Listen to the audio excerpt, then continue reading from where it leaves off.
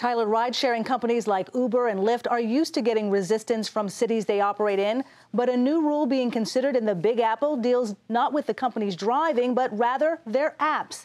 And that has all of Silicon Valley in an uproar. Call it New York City versus tech. Kate Rogers has more.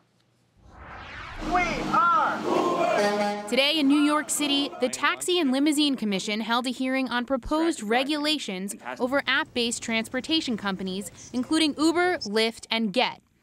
The TLC says it's looking to regulate some forms of driver and passenger app modification in order to protect consumers, just as it does with yellow cabs and limos. That's not software, it's not source code or any advanced programming that we, a transportation regulator, are admittedly ill-equipped to evaluate.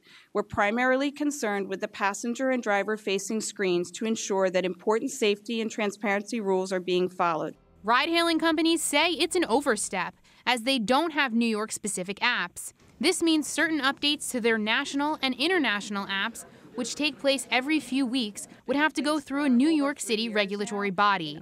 The tech community, including Facebook and Google, are also up in arms, signing an open letter to New York City Mayor Bill de Blasio, saying they're gravely concerned about the precedent this may set going forward. The main concern is that this new regulation creates an unworkable standard and a chilling precedent for innovation in New York. Other cities like Portland, Oregon have found success in cooperating with disruptors. Right now, Portland's in the midst of a 120-day experiment with ride-hailing companies like Uber and Lyft. One of the parts of our deal with Uber and Lyft and these other companies is they're going to supply us with a very rich vein of data that they haven't typically made available to cities. And obviously we'll keep that confidential, but it will tell us a lot about what's actually happening out there. The TLC is considering testimony from today's hearing and will reconvene on June 18th. Until then, for these drivers, it's business as usual, apps and all.